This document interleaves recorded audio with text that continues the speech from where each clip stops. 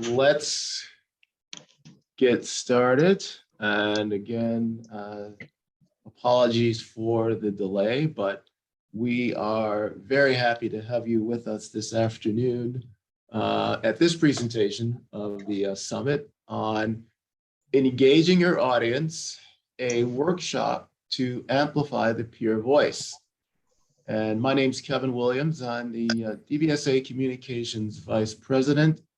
And I'm joined this afternoon by Dante Freeman, our Senior Manager of Digital Communications, and by Andrew Smith, who is our Senior Community Engagement Manager. And we're very excited today to give you some guidelines, talk to you about how to make your peer voice more powerful, more effective as a tool in helping to accomplish your objectives on a chapter level, as well as helping to further the objectives of DBSA as a national organization. And we'll give you some tips on that, and we'll even have an opportunity for you to practice basically some storytelling opportunities at the end, and we'll be happy to take some questions at that time as well. So let's get started.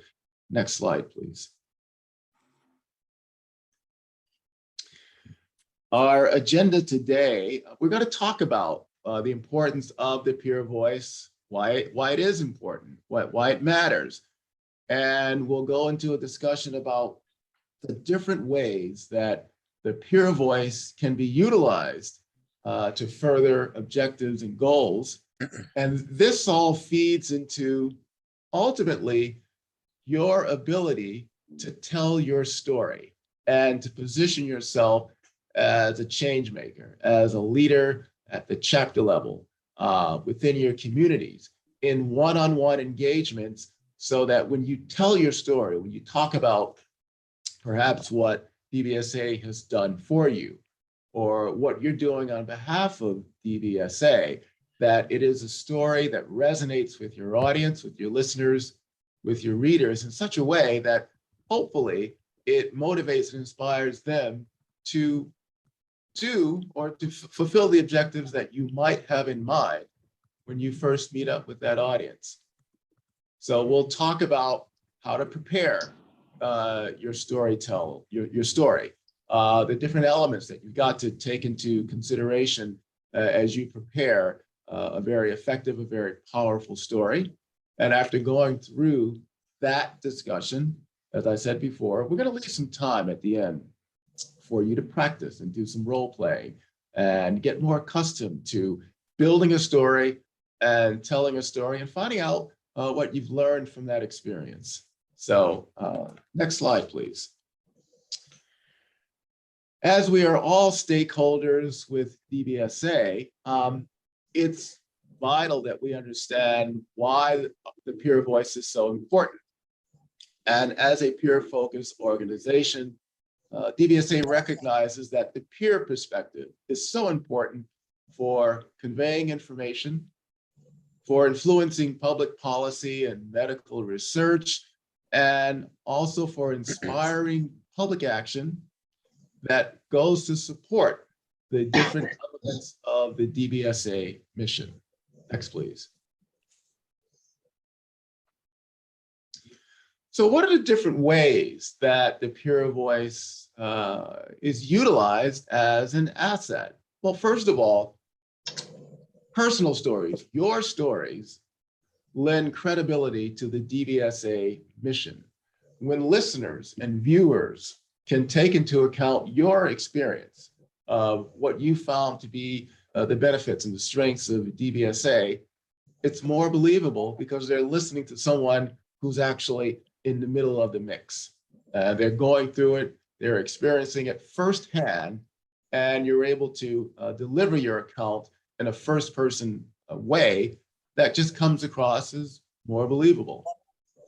As peers, you serve as a living example of what's possible through DBSA's work. You are the embodiment of everything that we want to accomplish through our mission. how our support groups can benefit others, how some of the other resources and services that DBSA provides have provided real help, real benefit to others, and helps them to better manage their mental health conditions. And as a peer, keep in mind that you're always an ambassador for DBSA. When you present yourself as a volunteer, as a participant in an online support group, as a funder, as an advocate for DBSA's mission, you're an ambassador for everything that we do and everything we stand for. So your voice, when delivered in an effective way, can motivate and inspire volunteers, potential funders, and even fellow peers to all move together to make progress on the DBSA mission. Next. There are a variety of ways that your voice can be utilized in different situations. And these are just a few that we wanted to list at this time.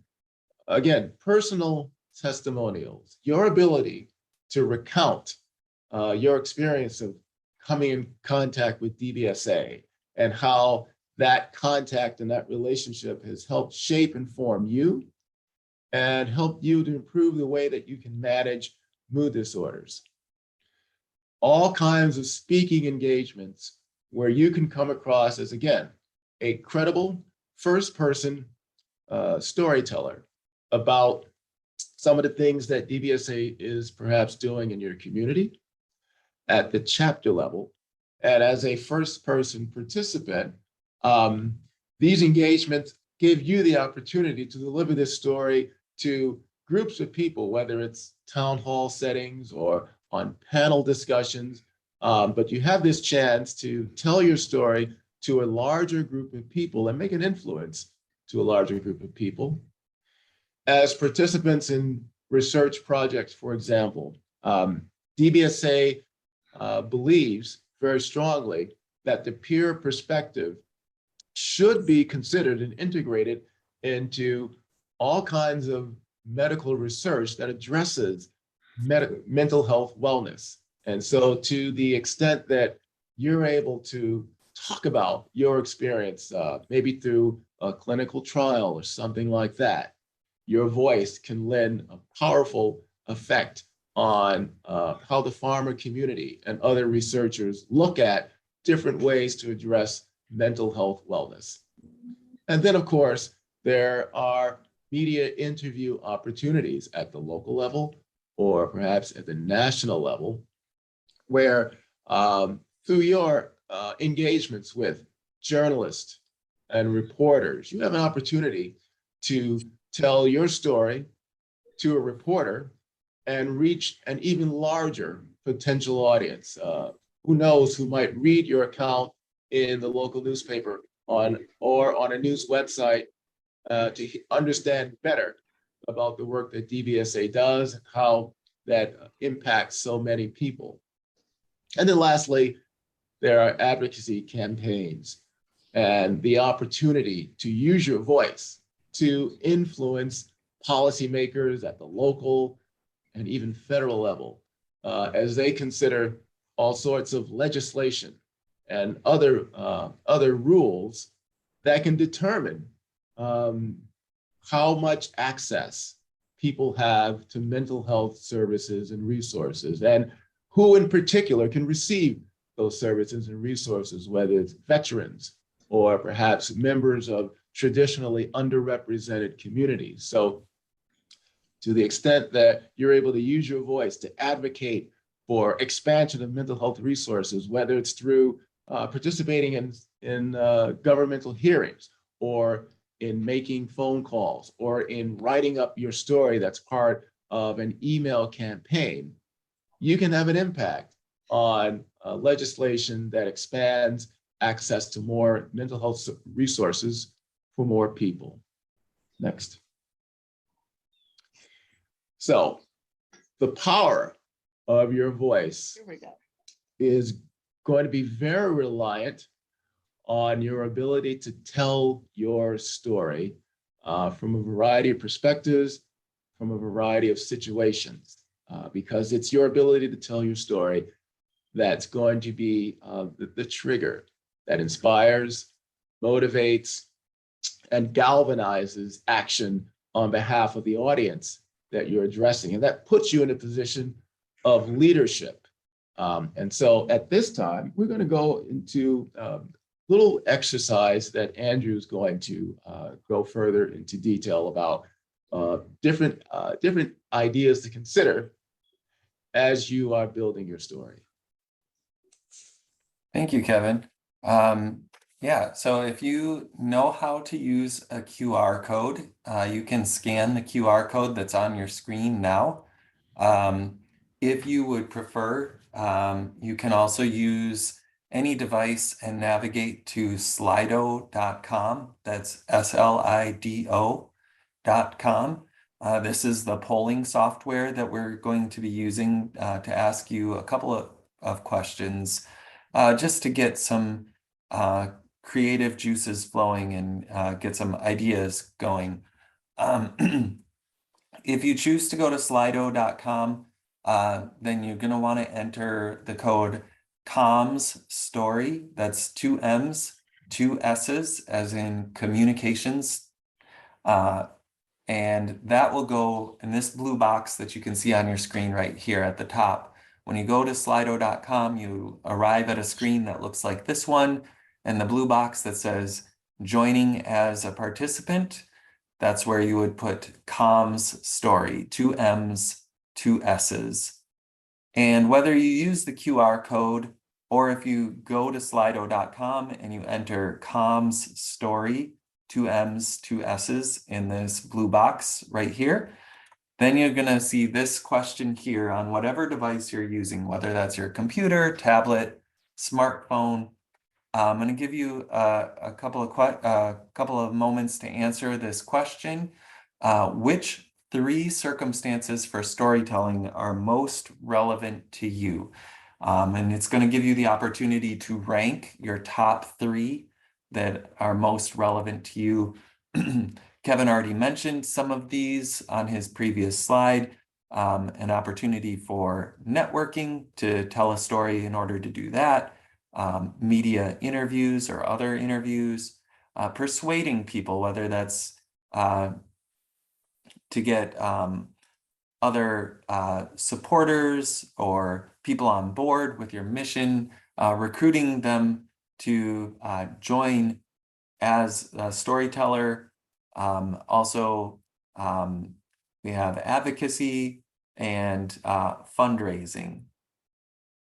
So I see a couple of people have responded, and you'll see as you continue to vote, these numbers will shift and change, and we will end with our, hopefully, top responses from the group. So we'll give you just a moment for a couple more people to respond.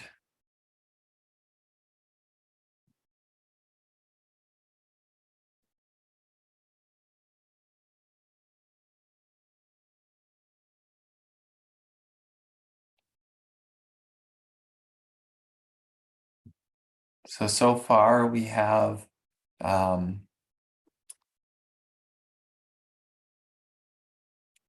encouraging and inspiring hope topping the list, followed by advocacy, and then by trying to get someone to join our mission, persuading them to join our mission.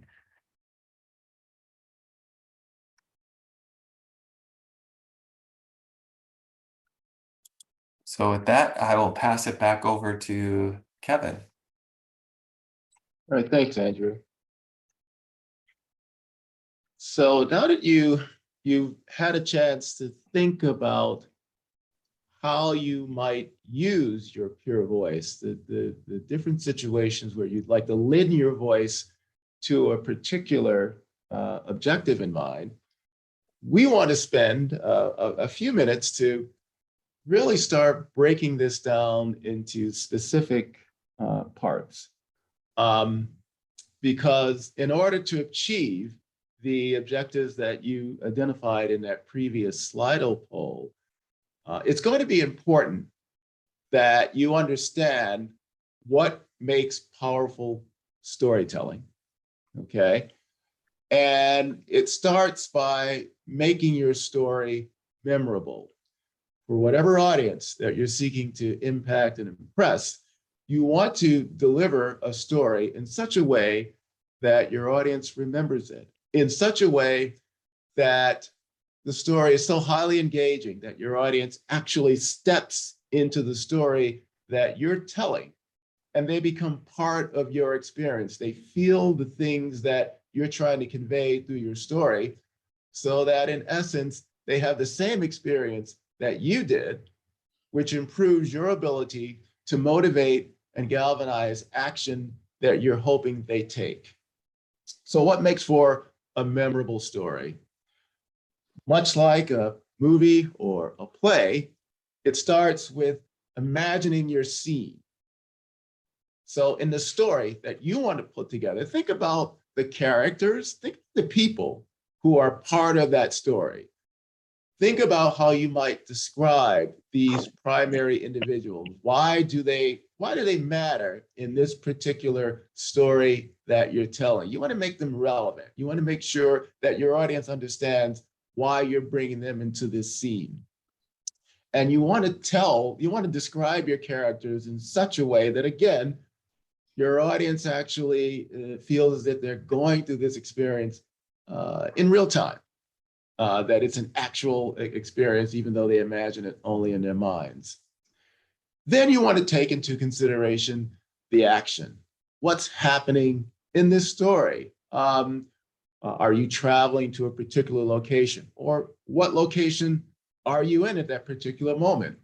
What are people saying to you as part of this story that might inspire other actions that you talk about within that story? What do you see in this experience that you're recounting that's so important to the overall story that you talk about? Did you meet a particular person? Did you see a particular event? Did you meet someone who touched you and perhaps helped you to realize the importance of, for example, joining a support group?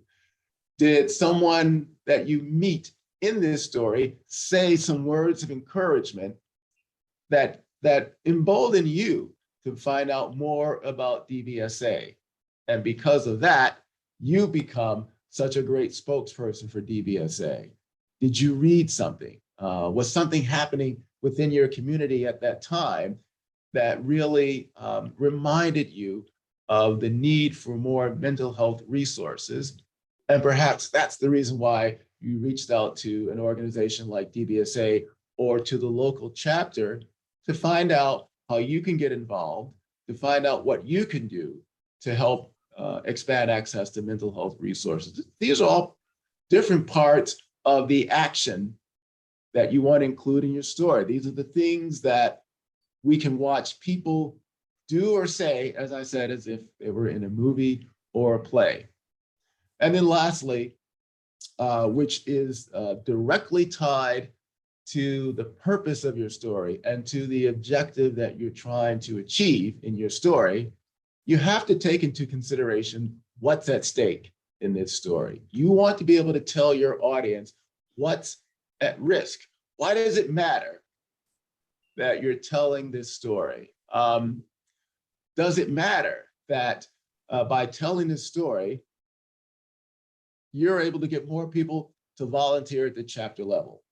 Does it matter that by telling this story, you might be able to encourage more people to join an online support group? Does it matter by telling this story, you might galvanize action by your listeners to financially support chapter activities? So think about this element as well as you consider how to build your story. You want to make sure that at the end, you understand the objective that you're trying to reach, and that requires that you let everyone know, your listeners, as well as your viewers, that what's at stake.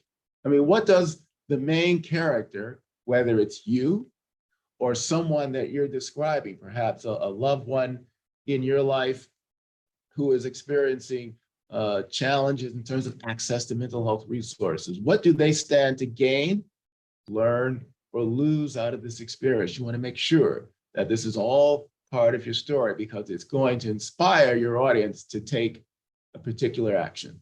Next. These are thought starters that we came up with to give you an idea of the sorts of moments that you can think about that might inspire a great story from you. So for example, think about when you felt brave or you took a risk or you witnessed that sort of experience in someone else. That could be the building blocks of a great story.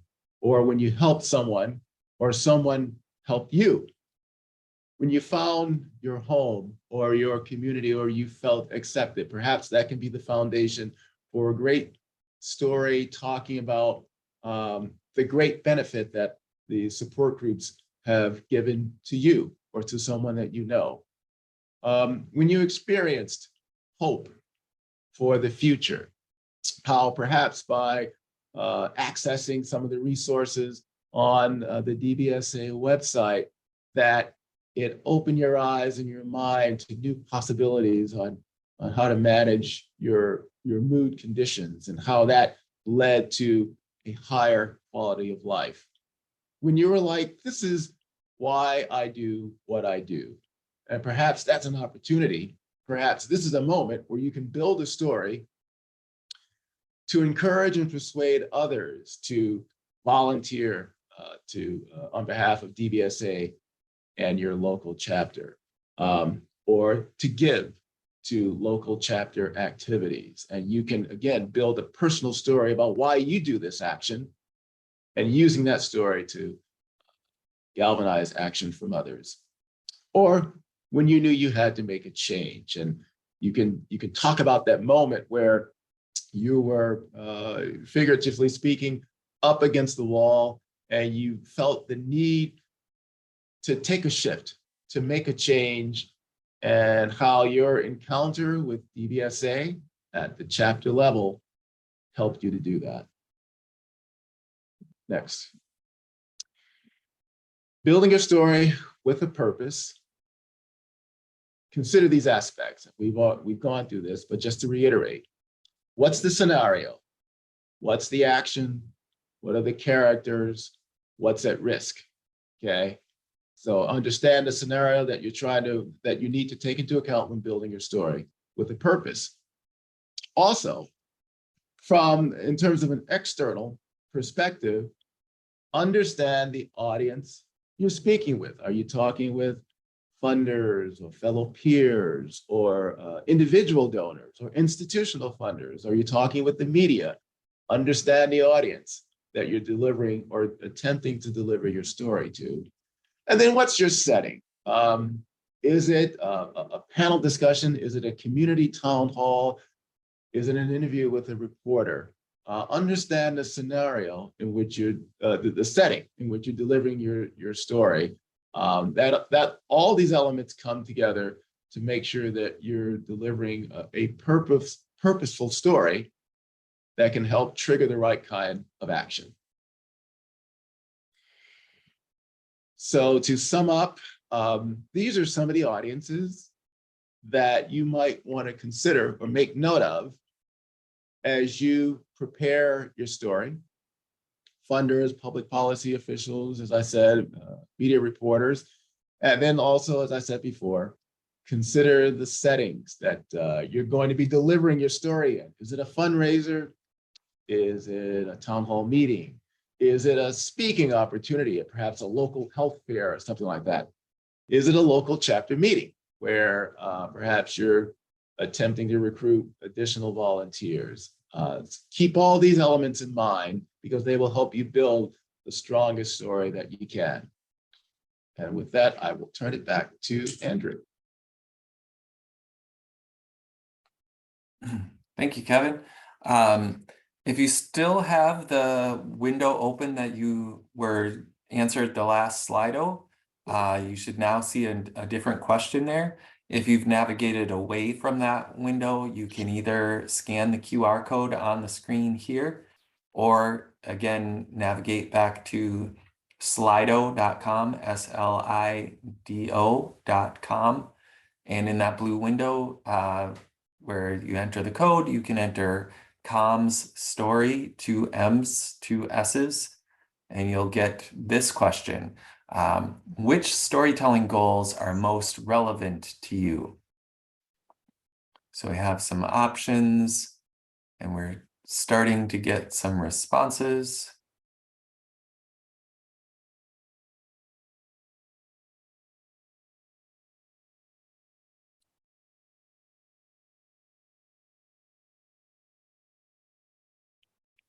So it looks like, give it another moment for a couple more responses to come in. Got a couple more votes coming in, but it looks like recruiting someone to join a DBSA support group is most relevant to people here on this Zoom call, followed by persuading policymakers, just passed up by persuading policymakers to increase access to quality mental health care, and then followed by a tie for motivating prospective funders to support chapter activities and convincing a journalist to talk about the need for expanded mental health services with a mention of DBSA. Dangers of a live poll. Yes, and with that, I'll hand it over to Dante. All right, so let's talk about preparing your story. More importantly, getting stories for your story bank, and how will we go about that? So here's some things to think about. So, next slide. So when you're telling the story with a purpose, when you're getting prepared to tell your story to someone, you want to think about a few things, right? You want to anticipate the following question: what brings you here? What do you do at your local chapter or support group? And then tell me about yourself and your DBSA chapter. So you want to make sure that these are concise. You want to make sure when you're talking to a reporter, a prospective funder, even someone to persuade to join your support group, you want to make sure that they understand everything that they need to understand about your story that will persuade them to get to the end goal that you need. So we're talking about what brings you here. Why are you at this mental health fair? Why did you reach out to a reporter to write a story about your support group? Why is your support group housed in this community center? Those are all things to think about when you're thinking about what brings you to a point. What do you do, right? Are you a chapter leader? Are you a support group participant who's helping out the chapter or support group gain more people? Are you a friend or family member who is trying to help get more funding? Think about that when you're reaching out again to those prospective audiences. And then more importantly, telling your own story. So what brought you to DBSA, right? How did you find your support group or chapter? What impact has your support group or chapter made on yourself as a personal, so your own personal testimonial? And then what your support group or chapter has done for your local community, right? What impact it has made to bridge the gap of mental health resources in your community. You want to think about those things and package them in a way where you can tell a concise story to a specific audience member. Again, remember that you're not going to tell the same story to a peer that you will a funder, but they may have the same elements, right? So while you're talking to a peer, you may want to highlight the impact of the support group on you, how it has helped you better your mental health journey, your wellness journey, and showcase the benefits of that. But when you're talking to a prospective funder, you may want to say, hey, X amount of people or my chapter was able to house X amount of support groups for the year, and that help bridge that gap to mental health resources for us in our community. And we would like for your donation, your funding can help us get more support groups so that we can help more people living with depression and bipolar in our area. It's always good to have it for that too, when you're talking to like a funder or a prospective funder, to have some of those hard numbers, some of those percentages, some of those facts and figures that you can throw out. So there's a few challenges when we're trying to amplify our voice, especially when we're talking about leadership, right? And so some of those challenges that we have to overcome is motivating your team, impatience, right? Balancing progress and personnel, organizing multiple resources, and planning for the unknown. These are things that we talk about at DBSA National all the time, especially in the comms team, and just things that you have to keep aware of. These tasks can seem daunting. And so when you're going to motivate your team, right, you want to remind them that they are that they are using their lived experience to help someone out, just like someone used their lived experience to help them, right? So someone reached out to them, or they found a support group and talked to a chapter member who then invited them to a support group. Using that, making sure that they remember the DBSA mission, using that to say, hey, we're amplifying your voice so that we can help other people. Everyone can be impatient, and that's why Kevin stressed it. I'm stressing it. When you're speaking to an outside entity and even your team, you want to make sure that you are clear on your objectives and your story, and you want to make sure that you're getting that out quickly and concisely as possible, that you have 2 or 3 big points that you are trying to hit. Hey, we have X amount of support groups. We helped out so many community members last year. We would like your funding, right? DBSA is the premier grassroots peer support organization, and we really need your help. You want to make sure that that's there, that you're not holding up someone, but that you're demonstrating the impact. Progress and personnel, like this is it's one of those things where like we want to make sure that we're reminding people of the good things that we're doing, right? But we also have to make sure that everyone is moving towards the right goal, and trying to strike that balance can be a little hard. Again, I think reminding people of objectives helps keep people on track, but defining those objectives early on for your team is very important to help move them towards that goal. You have multiple resources like we have multiple resources, right? And people. DBSA National sends you a ton of resources, whether it's during Mental Health Awareness Month or during Suicide Prevention Awareness Month. You have resources from your local government. You have resources from other mental health agencies that you're working with. And you have people that you can tap into. We recommend that you keep track of these things, again, under your objectives and under those audiences. So making sure that you know this resource pair this resource with the audience that makes the most sense. That way you can keep track of those resources and you know how to speak to an audience member about something. So again, if you're working with a mental health agency that specializes in youth mental health, you know that when you're talking to friends and family or a donor who is interested in youth mental health, you can connect them back to that resource or that person. And then planning for the unknown, always be able to pivot when you need to. Easy way to plan for the unknown is to build in a little. Kevin is really good about telling us to make sure we're building in a little bit of time to make sure that we can pivot. Do an extra meeting if you have to. Go over your messaging again. But just if you can, just try to build in a little more time because something can or maybe will drop out of the sky. Hopefully not, though.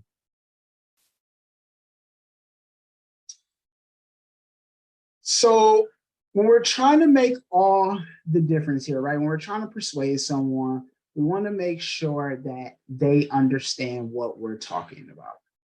You want to make sure that your goal is relatable. If it's to open more support groups, again, demonstrate that impact. How many people did you affect? How many people did you impact this year? How many more resources did you connect?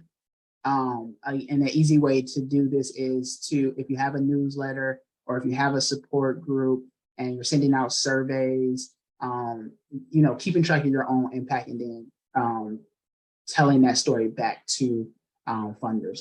You want to make sure that you're always empowering people so that they're also amplifying their voice to tell their story. We can't do this work alone, right? We can't advertise the DBSA brand and get more people in our support groups and get more funding for our support groups without people feeling empowered to tell that story.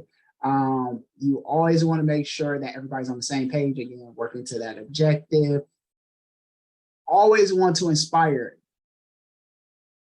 You found DBSA in a certain way, and we find mostly, we always ask for testimonials. We find mostly that showing that you were in a place where DBSA was able to help you out, showcasing that is powerful, not only for peer-to-peer, but when we're talking to clinicians, we're talking to funders, they really like those stories. So remind yourself of your own story and think about how it can inspire someone. Or think about a time when you were inspired by another support group member and talk about how you felt and then that story as well.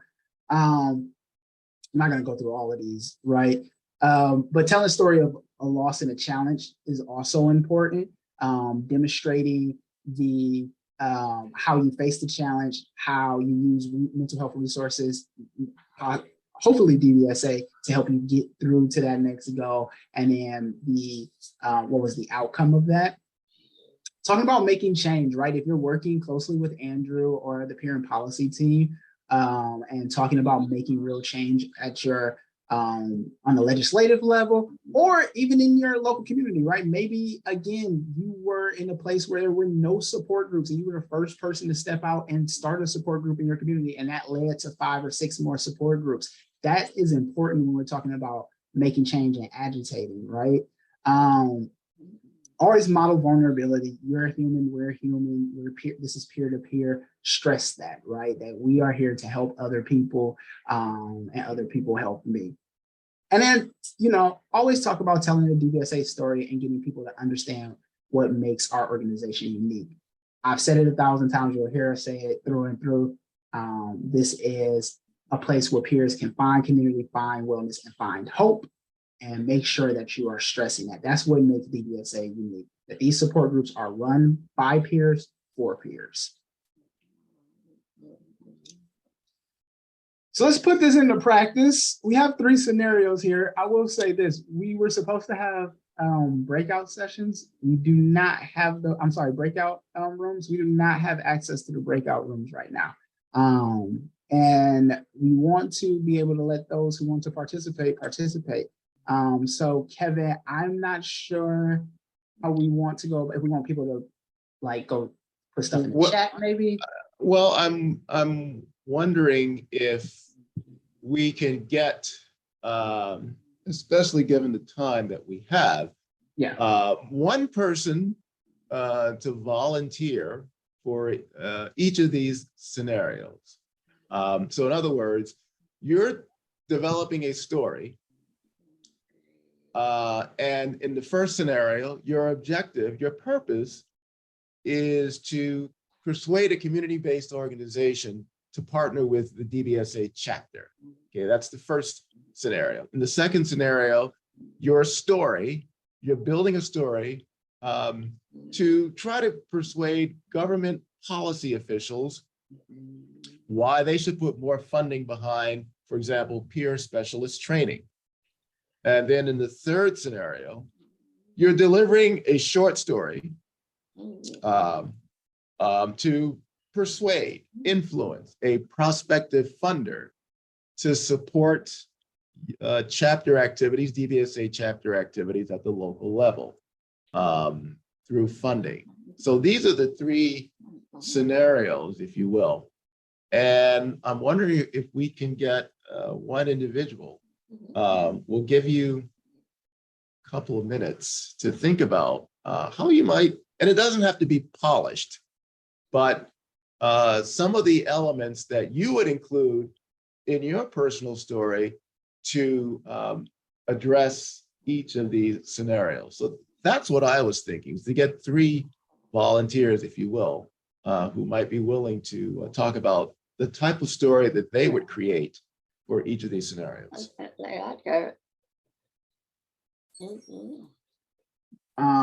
Also, if you had questions that you needed answered, go ahead and throw those in the chat too, and we'll get to those as well. And I see Becky and Mary Jo, you've unmuted yourselves. Were either or both of you interested in volunteering to take one of those scenarios? No, thank you. I did that by accident. Thank you. Okay. No, I'd rather not. Okay. I will say for anybody who's considering stepping forward and taking one of these scenarios, if you were in my last session about 988, Denise did an excellent job of modeling how she used her testimony as a story around advocating for better 988 services. And we will, once we get our volunteers for one of these three scenarios, we will go back to the slide that will help us guide you through that process. Right, right.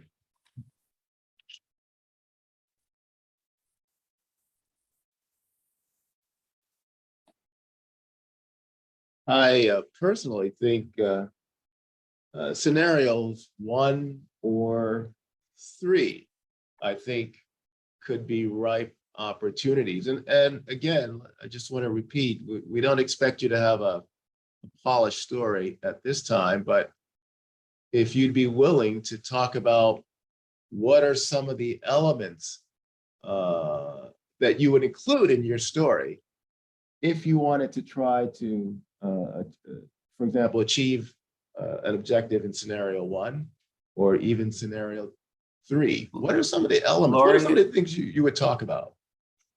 Lori, I see you have your hand up. Yeah, I'm just gonna jump out there. I'm as scared as everyone else. My big thing, I was going after number 3, I think. The way I entered into DBSA was through Zoom before the pandemic. And it was my chapters around here, even though I'm in the Chicago area, suburbs, very limited. The outreach that I had, and I didn't have desperate times, but I needed support on a regular basis, and they were there. This is, how DBSA set up Zoom, and you could count on having someone, a group of peers there every day. And it's so, I mean, it just the maintenance of keeping us of sound mind as best we could. I'm just throwing it out there as far as I wasn't in desperate, dire need. I mean, there were times up and down, but just the fact that that was there, the Zoom offering, whether I don't know, I don't have the polished format of what I would give to a reporter or to a legislator. I know it's got to be a lot more, but I don't have anything that's, I don't know, like blood and guts type of thing. It's just, it was a maintenance process. I've been dealing with bipolar 20 years, and I've had the, the awful ups and downs. And I mentioned in the other session with running a political campaign, it was just a disaster. But I got to an even keel, and you guys happened to be there, not to save me, but to keep it going where I could keep staying healthier than, without you guys. Right. And I'm familiar with NAMI. My mom got educated with NAMI, but they were not, they didn't have the pull that DBSA has. I mean, it's just a magnet as far as I'm concerned. Yeah, and I'll do anything and everything to stay as active as I can and, get my voice heard for, our big picture, because everyone I've come in contact with DBSA has been phenomenal, and genuine. And that's hard to get sometimes in mental health. Well, as you guys know, it's a tough call. And Well, here's something that as I'm listening to you, your story, even as you're telling it in sort of segments, and it's not all neat and tied up in a bow, but nope. I still think it's a very compelling story, and that all it takes is a little bit of rehearsal, because as far as I'm concerned, I've heard all the elements that need to be a part of that story. I mean, you talked about where you were coming from when you encountered DBSA, and then you talk a little bit about how DBSA helped you, and that's why you're such an enthusiastic supporter for the work we do. And what we found over time is that don't ever discount your story as quote unquote not being important enough. There is always, in any audience, there's always someone who's experiencing it the way you are. And so by telling your story, you make that listener, you open that listener's minds to what a benefit the DBSA can provide to them. There's always an opportunity to persuade, motivate, and inspire. So never discount your story. I don't know, Dante and Andrew, what else you might have to add, but the thing that stuck out to me the most, like Kevin said, you have these elements here that definitely could be polished into a great story. The thing that stuck out to me is the fact that you talked about DBSA meeting you on Zoom, so meeting you at a place where it was comfortable for you, even if you couldn't get to other resources, right? And I think like tangible examples like that of DBSA meeting you somewhere, tangible examples of finding community, tangible examples of where DBSA resources were tailored towards you are very important. And so I think it was maintenance. It was a plug-in. You could be off kilter and be going down that hole we call the rabbit hole all the time. And boom, if you just get yourself on with Zoom and you get with your guys that you've seen before, it's a maintenance program, and it pulls you back in and centers you, at least for my experience. And I've never walked away from there, worse than when I came on. I mean, honestly, Awesome. There's always been a level, upping the level of, mental wellness at that very moment. And it's huge. And the facilitators, they're just regular people, and the sense of humors that go on. Zoom has just been, because I tried in our area, you guys, a 200,000 plus city, there were 2 people that showed up at this meeting. And so I was going to help her to try and reach out and get more people, but I like my Zoom. So I know I have to help establish, because that was where I was born and raised, and I know the needs there. But I pulled out because I'm comfortable where I'm at right now. But I know if I'm going to, step up to the plate like you guys do, then I need to go back to her and give her a boost on, what we can do, because she's, flying it alone, and So anyway. And again, as I listen to you expand on your story, I hear a lot of hope in that. So someone who listens to your story is bound to be inspired, because there's hope in the way you just told your story. There's hope. And so there's an opportunity to touch other people. And it's in tandem, as my husband said, AA. I was brought up through AA for several years. I don't go there anymore because I don't need them. As I said, that's not my issue. This is my community now. They did what they needed to do for me, and I anchored on that. And a lot of it stuff parallels with mental health, obviously, but this is where I belong. So, I just wish I would have reached out to Gail. Maybe I can get her tomorrow for the summit, to tune into the summit and get some ideas, because she's a great lady. She just, she's secluded. She hasn't reached out, and shame on me for not stepping up at the time, but that's my That's my thing to do. You know, if I'm going to tell my story here and make it genuine, then I better go out and do what I say I'm going to do. Don't talk out of both sides of your mouth. Yes, Anyway. thank you so much for sharing. And I think other people are inspired to share now. Vivian, you want to speak up? Exactly. Okay. In Southern California, Orange County got together a bunch of people because we had the Mental Health Services Act passed. And so they were wanting to develop programs. And I went to all the different meetings and I kept getting the microphone and saying, you know, don't forget South Orange County. A lot of services are in North.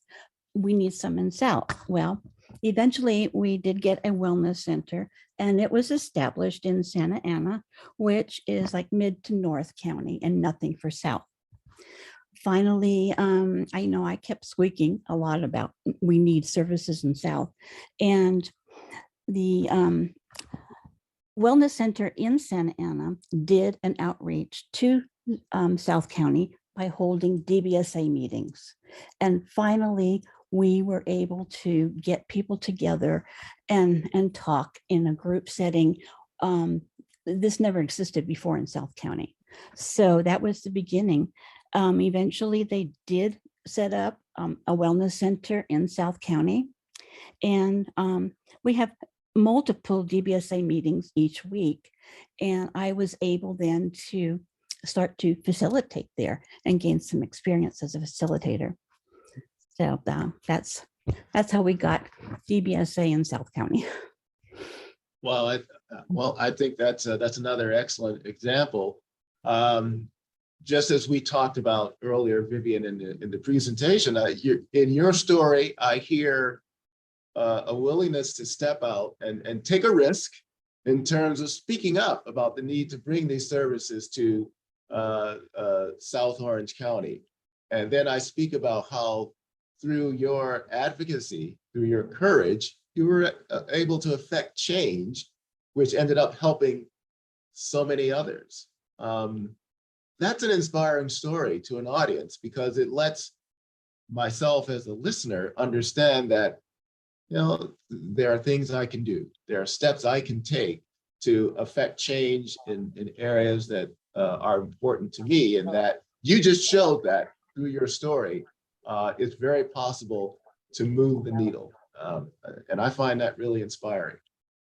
Absolutely. For me, Vivian, things that stick out to me is not only were you able to get more meetings started, but also after the meetings were started, you were able to get training. So demonstrating the value of having so many meetings that we needed more training in the area to get more facilitators. That's a great tangible example of showing like why it's important to support more support groups or a chapter. Mm-hmm. Mm-hmm. Yeah, excellent. Thank you. And I was recognized by MHA, the Mental Health Association of Orange County, and did win a service award in 2018 because of my advocacy and helping to get the center started. Awesome. Building blocks. You start small, but look what's become of that over time. So again, it's another, your story is a source of hope because people can see how you started small and you've continued to build this over time through just being relentless and being very consistent. I think that's a great story. Again, if you have questions, maybe you don't want to share your story, but you have questions that you need answered or want answered, go ahead and put those in the chat, and Andrew, Kevin, and myself will try to get those answered for you as well. And then the last few minutes. Vivian, I appreciate your story for inspiring me to advocate more. I had asked in the last group about reaching out to my local mayor. I know the mayor, but I need to start small. And so I was just, this is all new to me, to learning about how to go about communicating that. And I actually got into DBSA in a different way, more community organization. I'm in the education field, and the Mood Crew came out, and the Mood Crew really helped me use that for students when I was selling crafts for teachers and students, and supporting other students, especially also nieces and nephews and family, and just using that platform, even for myself, to be honest, to look at like, oh, I'm feeling this way today. Let me go through these questions and evaluate how I'm feeling. And it's okay to feel that way. We all feel that way. And I think sometimes a lot of people are told that you shouldn't feel sad, you shouldn't cry, like buckle up and, push through your sadness. And, that's not, I don't feel, an effective way to tell people about how to experience the moods, especially coming from somebody with a mood disorder. It took a very long time and a lot of therapy to be able to validate those moods and work through those moods. And we all have ups and downs, and but the Mood Crew, the toolkit, I was floored at how awesome of a service. And if more people would use that in our school system, because our school system, especially where I'm at right now, there's a lot going on, and I'm sure other people are experiencing that in their education system and their schools too, that could really benefit from your DBSA toolkit for especially the Mood Crew. That's how I got connected. So it's a little bit different. I am a peer. I do suffer with bipolar for years now, but that's how I got into it. And now I'm thinking about taking this to the community level to help our community and make sure that they're connected, so we can all advocate for more mental health services in our community, and then go from there. So that's why I had asked about how to approach the mayor or somebody about moving forward with services that could really benefit everybody. So thank you. Thank you.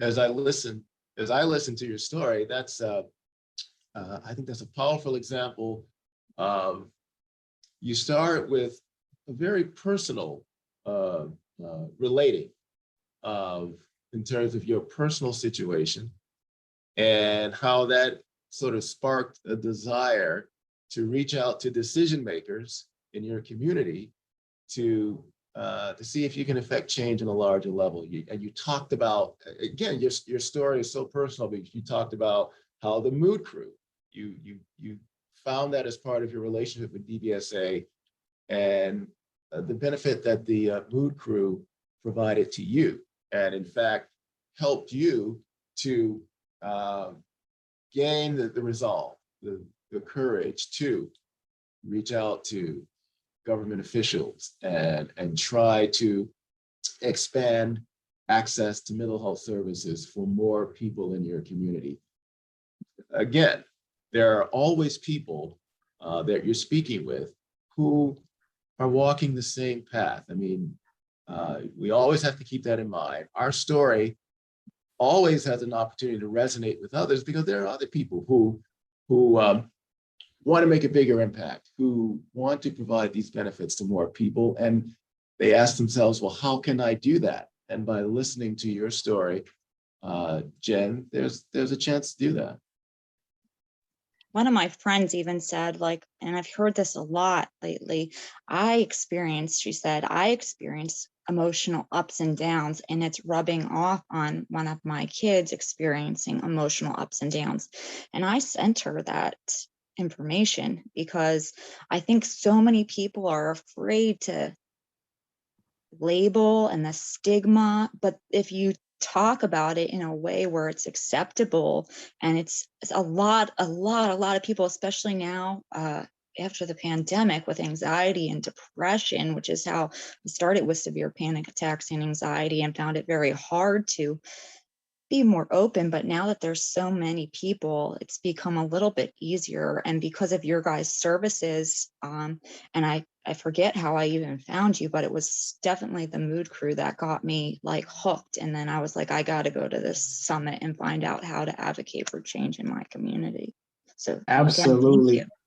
Jen, your story also has the unique ability to reach out to audiences that may not directly be related to someone who is living with a mood disorder, but still wants to help people or still wants to get involved in the mental health field. Showing how you got connected to DBSA through our youth mental health services and demonstrating the benefit of the Mood Crew is absolutely another angle to reach out to a different audience to demonstrate the value of DBSA. The other thing that I want everyone here to remember about DBSA is that these resources are your resources and you are able to talk about them like that. They came from DBSA, they're for you to use. So the Mood Crew is yours, the support groups are yours, they're all yours. You can talk about them like that. If you laminate them, you can let the kids write on the questions and erase it like a whiteboard. So you don't have to keep making, I know there's a lot of colors and I went through a lot of ink when I first printed the Mood Crew, but if you just laminate them, you can keep reusing them for other kids that may need to be writing out about their moods. Just a tip for anybody who needs. Jen, I have a suggestion that besides the mayor, go to your local healthcare agency.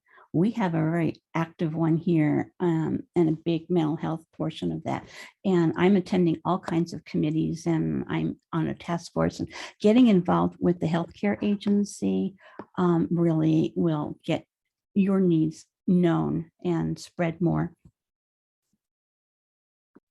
Thank you. I'll absolutely look into that. I just started with a Rotary, so service in action, and that has just propelled me to want to continue to put my voice out and advocate for services that are so essentially needed, like I said, especially in the school and education platform, but for everybody that has, and we all go through moods. So it's something I think a lot of people can relate to if we'd all just gain the confidence to speak up about it.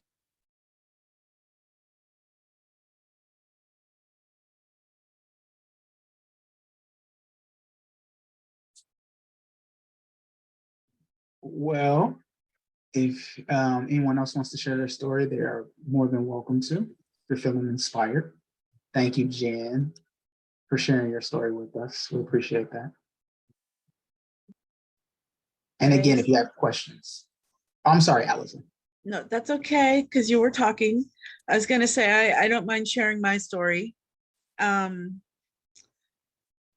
struggled through most of my youth with employment and showed up in my psychiatrist's office, in a psychiatrist's office, he wasn't mine at the time, saying, I need help because I can't hold down a job.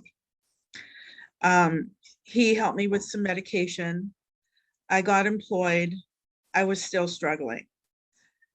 He took me out of my office for about 6 weeks and I did an IOP program.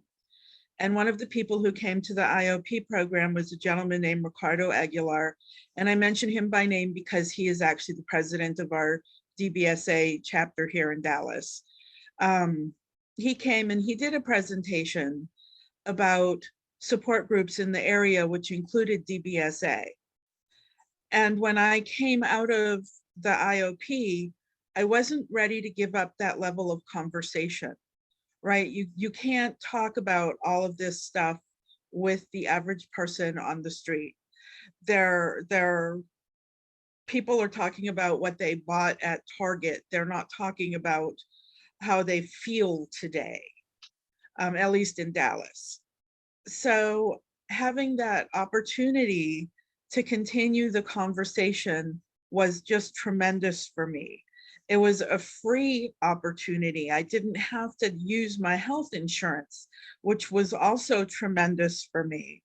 And over time, I have served on the board and I currently facilitate an online support group on Tuesday evenings for us. The opportunity to give back has been huge. And coming back to the employment issue, having these experiences has actually impacted my employment. You know, I've gone ahead and taken the peer specialist training through Via Hope, which is the big one here in Texas. I'm still in the process of trying to figure out how I'm going to pay for the background check, which isn't a lot of money, but when you don't have it, it's a lot of money. And really, in terms of keeping my life together and building friendships and building skills, DBSA has been just huge for me.